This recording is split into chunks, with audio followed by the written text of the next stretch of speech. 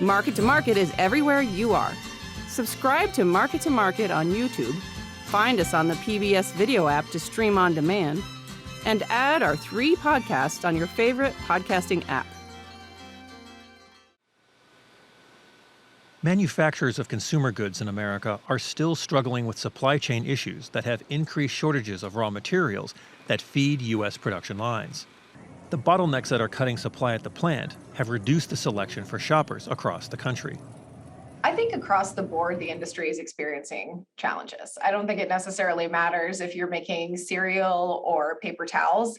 There's a lot of common issues that we're seeing across categories in the industry. Packaging is a big part of it. Packaging material has been not only more expensive, which it absolutely has been, but sometimes it's availability. And that's a bigger issue, really. I think we all experienced what happened during Omicron. You had massive labor shortages that were short-term due to people being out for quarantines and the like.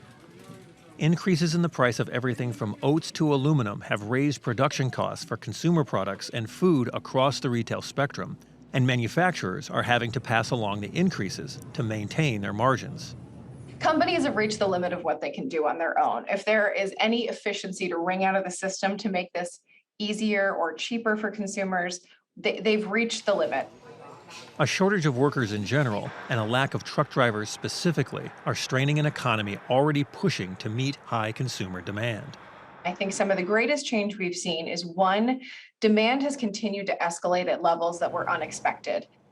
The economy also is adjusting to many of the permanent changes consumers have made in their habits. Even with restaurants reopening, households are still preparing a majority of their meals at home, and telework has shifted purchase patterns for the long term. The invasion of Ukraine has only added to the problem. Energy prices have spiked globally, putting price pressures on both producers and consumers, increasing the difficulty to forecast when the crimps in the supply chain will smooth out.